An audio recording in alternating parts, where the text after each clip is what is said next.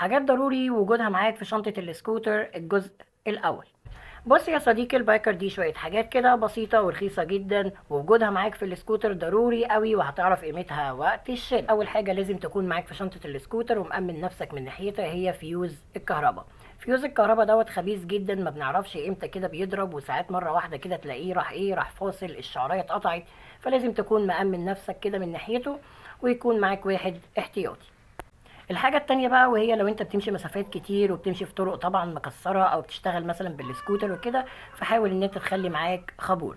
طبعا الخابور دوت هو دوت الخابور الجديد، ايا ما يكون طبعا نوع الخابور او شكله، خلي معاك واحد احتياطي، هو هيلحقك وقت الشدة لحد طبعا ان شاء الله ما تقدر ان انت توصل لفني وتقدر ان انت تتصرف. الحاجة التالتة بقى وهي البوجيه. طبعا لازم يكون معاك بوجيه احتياطي في شنطة السكوتر، لان ساعات البوجيه بيفقد عمره الافتراضي، وساعات بتحصل كتير قوي المواقف ديت وانت على الطريق. يعني تبقى ماشي كده ومرة واحدة تلاقي راح السكوتر قاطع منك. فانت برضو امن نفسك وخلي معاك بوجيه احتياطي في شنطة السكوتر. الحاجة الرابعة بقى، وديت ساعات بتكون سبب في أعطال خبيثة كتير على الطريق، وساعات بتخلي السكوتر يقطع منك كده وانت ماشي على الطريق. فبرضو أمن نفسك وخلي معاك واحدة احتياطي، وهي البيبة. ديت البيبة اللي بيركب فيها البوجيه، ساعات كده المسمار اللي بيكون جوه مش ملمس، او ساعات السلك مثلا يكون مقطوع، فبرضو أمن نفسك وخلي معاك واحدة احتياطي.